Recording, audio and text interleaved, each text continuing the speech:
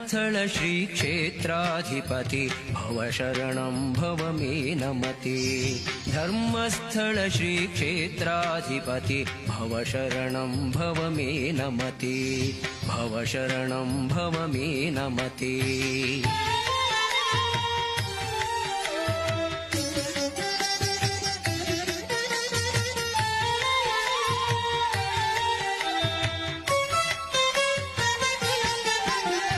स्फटिकामलरुचि शुभवपुषे नमोऽस्तु हाटकजटाभिभासे। स्फटिकामलरुचि शुभवपुषे नमोऽस्तु हाटकजटाभिभासे।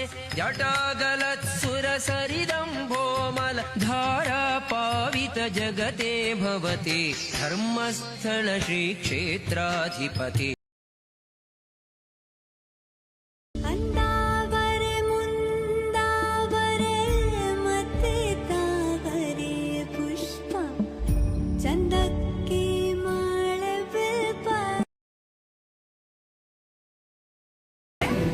ಹಾಕೋ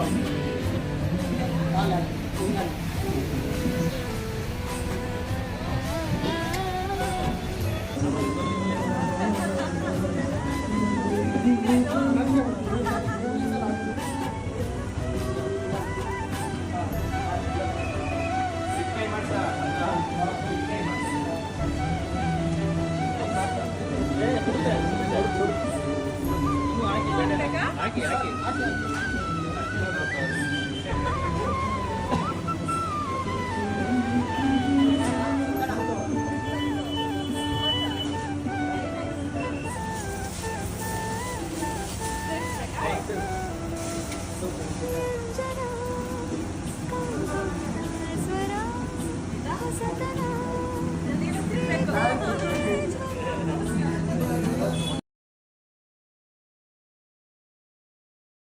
ವಿಶೇಷ ತೀವ್ರ ಪರಿಷ್ಕರಣೆ ಅಂದರೆ ಎಸ್ಐಆರ್ ಫಾರ್ಮ್ ತುಂಬಲು ಈಗ ನೀವು ಎಲ್ಲಿಗೂ ಅಲೆಯುವಂತಿಲ್ಲ.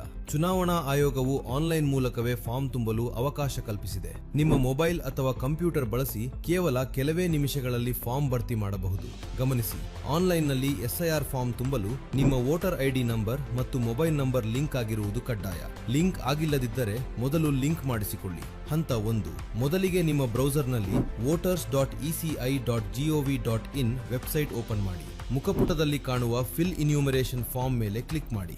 ಆಗ ಲಾಗಿನ್ ಪೇಜ್ ತೆರೆಯುತ್ತದೆ. ನೀವು ಹೊಸ ಬಳಕೆದಾರರಾಗಿದ್ದರೆ ಸೈನ್ ಅಪ್ ಕ್ಲಿಕ್ ಮಾಡಿ. ನಿಮ್ಮ ಮೊಬೈಲ್ ನಂಬರ್ ಮತ್ತು ಕ್ಯಾಪ್ಚಾ ಹಾಕಿ ರಿಜಿಸ್ಟರ್ ಆಗಿ. ಈಗಾಗಲೇ ರಿಜಿಸ್ಟರ್ ಆಗಿದ್ದರೆ ಲಾಗಿನ್ ಮೇಲೆ ಕ್ಲಿಕ್ ಮಾಡಿ. ನಿಮ್ಮ ಮೊಬೈಲ್ ನಂಬರ್ ಕ್ಯಾಪ್ಚಾ ಹಾಕಿ OTP ಮೂಲಕ ಲಾಗಿನ್ ಆಗಿ. ಹಂತ 2, ಲಾಗಿನ್ ಆದ ಬಳಿಕ ನಿಮ್ಮ ರಾಜ್ಯ ಮತ್ತು EPIC ನಂಬರ್ ಹಾಕಿದರೆ ನಿಮ್ಮ ವಿವರಗಳು ಕಾಣುತ್ತವೆ. ಒಂದು ವೇಳೆ ನಿಮ್ಮ ಮೊಬೈಲ್ ನಂಬರ್ ಲಿಂಕ್ ಆಗಿಲ್ಲದಿದ್ದರೆ ನೀವು ಫಾರ್ಮ್ 8 ಅನ್ನು ಬಳಸಬೇಕಾಗುತ್ತದೆ. ಇದಕ್ಕಾಗಿ ಫಾರ್ಮ್ 8 ರಲ್ಲಿ correction of entries in existing electoral roll ಆಯ್ಕೆ ಮಾಡಿ. ನಂತರ ಮೊಬೈಲ್ ನಂಬರ್ ಆಪ್ಷನ್ ಸೆಲೆಕ್ಟ್ ಮಾಡಿ ನಿಮ್ಮ ನಂಬರ್ ಅನ್ನು ತಕ್ಷಣವೇ ಲಿಂಕ್ ಮಾಡಿಕೊಳ್ಳಬಹುದು. ಹಂತ 3, ಮೊಬೈಲ್ ನಂಬರ್ ಲಿಂಕ್ ಆದ ಬಳಿಕ ಮತ್ತೆ ಲಾಗಿನ್ ಮಾಡಿ. ಈಗ ಫಿಲ್ ಇನ್ಯೂಮರೇಷನ್ ಫಾರ್ಮ್ ಮೇಲೆ ಕ್ಲಿಕ್ ಮಾಡಿ. ಇಲ್ಲಿ ನಿಮ್ಮ ಎಪಿಕ್ ನಂಬರ್ ಹಾಕಿ ಕೇಳಲಾದ ಅಗತ್ಯ ಮಾಹಿತಿಗಳನ್ನು ತುಂಬಿ ನಂತರ ಆಧಾರ್ ಆಧಾರಿತ ಇ-ಸೈನ್ ಮೂಲಕ ಫಾರ್ಮ್ ಸಬ್ಮಿಟ್ ಮಾಡಿ. ಗಮನಿಸಿ, ಇ-ಸೈನ್ ಆಗಲು ನಿಮ್ಮ ವೋಟರ್ ಐಡಿ ಮತ್ತು ಆಧಾರ್ ಕಾರ್ಡ್ನಲ್ಲಿರುವ ಹೆಸರು ಮ್ಯಾಚ್ ಆಗಬೇಕು. ಹಂತ 4, ನೀವು ಫಾರ್ಮ್ ಸಬ್ಮಿಟ್ ಮಾಡಿದ ನಂತರ ನಿಮ್ಮ ಫಾರ್ಮ್ ಸ್ಟೇಟಸ್ ಚೆಕ್ ಮಾಡಲು ಮತ್ತೆ EPIC ನಂಬರ್ ಹಾಕಿ ಸರ್ಚ್ ಕೊಡಿ. ನಿಮ್ಮ ಫಾರ್ಮ್ ಯಶಸ್ವಿಯಾಗಿ ಸಬ್ಮಿಟ್ ಆಗಿದ್ದರೆ your form has already been submitted with mobile number ಎಂಬ ಮೆಸೇಜ್ ಬರುತ್ತದೆ. ಎಚ್ಚರಿಕೆ, ಒಂದು ವೇಳೆ ಅಲ್ಲಿ ಬೇರೆ ಯಾವುದೋ ಅಪರಿಚಿತ ಮೊಬೈಲ್ ನಂಬರ್ ತೋರಿಸಿದರೆ ಅಥವಾ ನೀವು ಸಬ್ಮಿಟ್ ಮಾಡದಿದ್ದರೂ ಸಬ್ಮಿಟೆಡ್ ಎಂದು ಬಂದರೆ ತಕ್ಷಣವೇ ನಿಮ್ಮ ಸ್ಥಳೀಯ BLO ಅವರನ್ನು ಸಂಪರ್ಕಿಸಿ. ನಮ್ಮ ಹಕ್ಕು ನಮ್ಮ ಜವಾಬ್ದಾರಿ. ಹಿಂದೆ ಚುನಾವಣಾ ಆಯೋಗದ ವೆಬ್ಸೈಟ್ಗೆ ಭೇಟಿ ನೀಡಿ ನಿಮ್ಮ SIR ಫಾರ್ಮ್ ಅನ್ನು ನೀವೇ ಖುದ್ದಾಗಿ ಆನ್ಲೈನ್ನಲ್ಲಿ ತುಂಬಿ ನಿಮ್ಮ ಮತದಾನದ ಹಕ್ಕನ್ನು ಸುರಕ್ಷಿತವಾಗಿಸಿಕೊಳ್ಳಿ.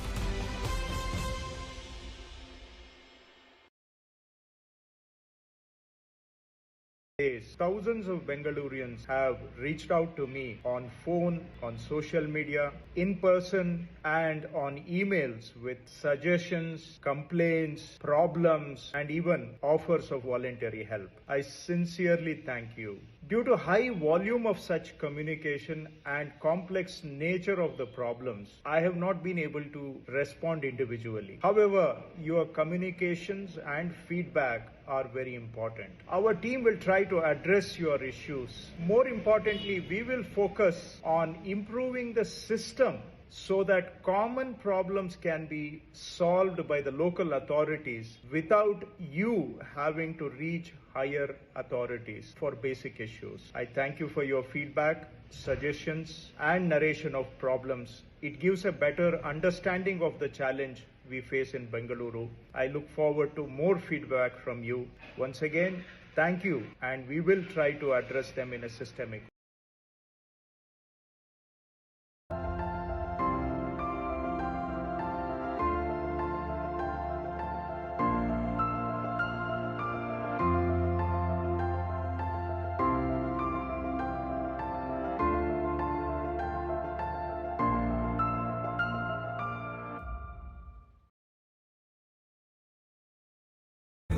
उसका दिन को मने सस्ता नशा नको मशीन लेके मारता तुम्हें कौन रे गुने ए मेच मने सस्ता नशा नको मशीन लेके मारता तुम्हें ಕೂಲಗೆ ಕೂಳೆ ಕೊಡೋದು ನಮ್ಗೆ ಇಲ್ಲ ಸಿಟ್ಟು ಗಂಜಲಿ ಮಾಡ್ಕೊಂಡು ಬಂದ್ರೆ ಕುಯ್ದೋಯ್ತೀಯೋ ಜುಟ್ಟು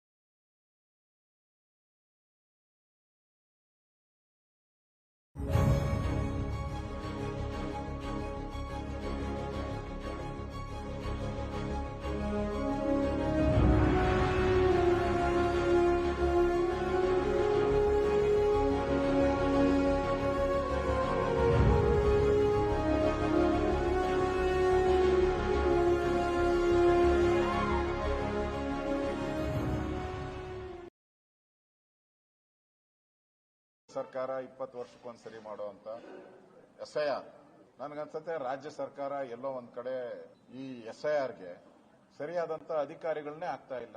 ಪ್ರತಿ ವಿಧಾನಸಭಾದಲ್ಲೂ ಅಲ್ಲಿ 25-30 ಜನ PLOಗಳು ಬರಬೇಕಾಗಿದ್ರೆ 10 ಜನ 11 ಜನ ಅಧಿಕಾರಿಗಳು ಬಂದಿದ್ದಾರೆ. ಎಲ್ಲ ಕಡೆ ಇಡೀ ಬೆಂಗಳೂರು ಕೇಳಿಸಿದ್ರೆ ಪಲ್ಸ್ ಪೋಲಿಯೋ ಏನೇನೋ ನಮಗೆ ಟ್ರಾನ್ಸ್ಫರ್ ಮಾಡಿಲ್ಲ, ನಮ್ ರಿಲೀವ್ ಮಾಡಿಲ್ಲ, ನಮ್ಮನ್ನು ಕಳಿಸ್ಲಿಲ್ಲ, ನಮ್ DA ಕೊಟ್ಟಿಲ್ಲ, DA ಕೊಟ್ಟಿಲ್ಲ ಅಂತ ಹೇಳಿ ಕಂಪ್ಲೇಂಟ್ಗಳನ್ನ ಮಾಡ್ತಾ ಇದ್ದಾರೆ. ಅಂದ್ರೆ ರಾಜ್ಯ ಸರ್ಕಾರ ಎಲ್ಲೋ ಒಂದ್ ಕಡೆ ಈ SIRಗೆ ಅಡೆತಡೆ ಮಾಡುವಂತದಕ್ಕೆ ಪ್ರಾರಂಭದಲ್ಲೇ ಖ್ಯಾತೆಯನ್ನ ಶುರು ಮಾಡಿದೆ. ಇವ್ರಿಗೆ ಸತ್ತಿರೋರ ಹೆಸರು ತೆಗೆಯೋದಿಷ್ಟ ಇಲ್ಲ, ಬಾಂಗ್ಲಾದೇಶದವ್ರ ಹೆಸರುಗಳನ್ನ ತೆಗಿಯಕ್ಕೆ ಇಷ್ಟ ಇಲ್ಲ. ಇವ್ರಿಗೆ ಒಂದ್ ರೀತಿ ಯಾರು ರಿಯಲ್ ಮತದಾರರಿದ್ದಾರೆ, ಈ ಪ್ರಜಾಪ್ರಭುತ್ವವನ್ನ ರಕ್ಷಣೆ ಮಾಡುವಂತ ಡಾಕ್ಟರ್ ಅಂಬೇಡ್ಕರ್ ಅವರ ಸಂವಿಧಾನವನ್ನ ರಕ್ಷಣೆ ಏನಿದ್ದಾರೆ, ಬ್ಯಾಲೆಟ್ ಪೇಪರ್, ಬ್ಯಾಲೆಟ್ ಬಾಕ್ಸ್, ಅದನ್ನ ಕಾಪಾಡುವಂಥದ್ದು ಈ ವೋಟರ್ಸ್, ನಿಜವಾದಂತ ವೋಟರ್ಸ್ ಇರಬೇಕು. ಡೂಪ್ಲಿಕೇಟ್ ವೋಟರ್ಸ್ ಯಾರು ಇರಬಾರದು. ಅದು SIR ನ ಮೂಲ ಗುರಿ.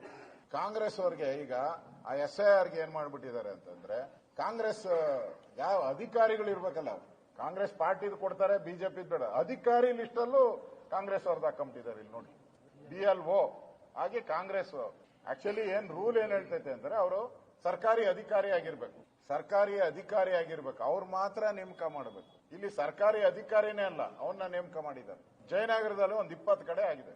ಇನ್ನೊಂದು, ಯಾರು ಇವಾಗ BLA 2 ನಮ್ಮ ಪಾರ್ಟಿ ಮಾಡಿದ್ರೂ ಕೂಡ ಅವ್ರು ಯಾರು ಕೂಡ ಎಲೆಕ್ಷನ್ ಕಮಿಷನರ್ ಕೊಡುವಂತ ಇದರಲ್ಲಿ ಯಾವುದೇ MLA photo, MP photo, party symbol ಹಾಕೋಣಂಗಿಲ್ಲ. ಆದ್ರೆ ಇಲ್ಲಿ ಹಾಕೊಂಬಿಟ್ಟಿದ್ದಾರೆ. ಚಾಮರಾಜಪೇಟೆಯಲ್ಲಿ ಜಮೀರ್ ಅಹಮದ್ ಫೋಟೋ ಹಾಕೊಂಡಿದ್ದಾರೆ.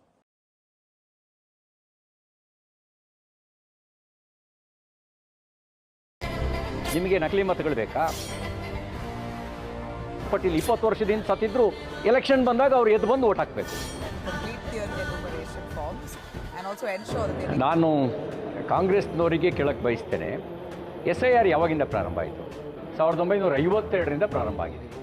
SIR ಉದ್ದೇಶ ಏನು?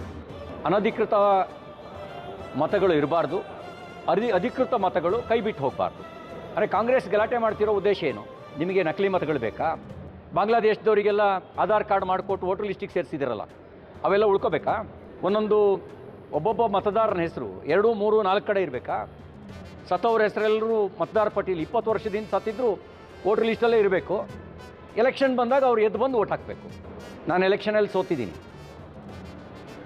ನಾವು ಆಮೇಲೆ ಪರಿಶೀಲನೆ ಮಾಡಿದಾಗ 3000ಕ್ಕೂ ಹೆಚ್ಚು ಜನ ಸತ್ತವ್ರು ಬಂದು ವೋಟ್ ಹಾಕಿದ್ದಾರೆ. ಯಾಕೆಂದ್ರೆ ಸತ್ತವ್ರ ಹೆಸರು ವೋಟರ್ ಲಿಸ್ಟಲ್ಲಿ ಇದ್ದರೆ ಅವ್ರು ಎಲೆಕ್ಷನ್ ಬಂದಾಗ ಅವರು ಮುಖ ಮುಚ್ಕೊಂಡು ಬಂದು ವೋಟ್ ಹಾಕ್ಬೋದಲ್ಲ. ಯಾಕೆ ನಿಮ್ಮಲ್ಲಿ ಒಂದು ವ್ಯವಸ್ಥೆ ಇದೆ. ಅಂದರೆ ಈ ರೀತಿಯ ನಕಲಿ ಮತಗಳು ಇರಬೇಕು ಅನ್ನೋದು ಬೈಕೇನಾ? ಇಷ್ಟಾದಮೇಲೆ ನೀವು ಯಾರ ಮೇಲೆ ಸವಾರಿ? SIRನ ಕಾಲಕ್ಕೆ ನಡೆಸಬೇಕಾಗಿರೋ ಜವಾಬ್ದಾರಿ ಚುನಾವಣಾ ಆಯೋಗದ್ದು. ಅವ್ರ ಕರ್ತವ್ಯನೂ ಕೂಡ ಅದು. ಅವ್ರ ಕರ್ತವ್ಯದ ವಿರುದ್ಧ ನೀವು ಮಾತಾಡ್ತಾ ಇದ್ದೀರಾ. ಮತ್ತು ಇದೆಲ್ಲವೂ ನ್ಯಾಯಾಲಯಕ್ಕೆ ಹೋಯಿತು. ಸುಪ್ರೀಂ ಕೋರ್ಟ್ ಜಡ್ಜ್ಮೆಂಟ್ ಕೊಡ್ತು SIR ನಡಿಬೇಕು ಅಂಥೇಳಿ. ಅಂದರೆ ಸುಪ್ರೀಂ ಕೋರ್ಟ್ನ ತೀರ್ಪಿನ ವಿರುದ್ಧ ನಿಮ್ಮ ಪ್ರತಿಭಟನೆನ, ಸುಪ್ರೀಂ ಕೋರ್ಟ್ನ ತೀರ್ಪಿನ ವಿರುದ್ಧ ಸಾರ್ವಜನಿಕ ರೂಪದಲ್ಲಿ ಪ್ರತಿಭಟನೆ ಮಾಡೋದು ಸಂವಿಧಾನ ವಿರೋಧಿ ಅಲ್ವಾ? ಸಂವಿಧಾನದ ಬಗ್ಗೆ ಬಹಳ ಆಗಾಗ ಪುಂಖಾನುಪುಂಖವಾಗಿ ತಮ್ಮ ಮನಸ್ಸಿಗೆ ಬೇಕಾದಂತೆ ಅರ್ಥೈಸಿ ಭಾಷಣ ಮಾಡುವ ಮಹಾಜನಗಳೇ ನೀವು. ಇದೆ ತಾನೇ ನಿಮ್ಮದು ಸಂವಿಧಾನ ವಿರುದ್ಧ ತಾನೇ?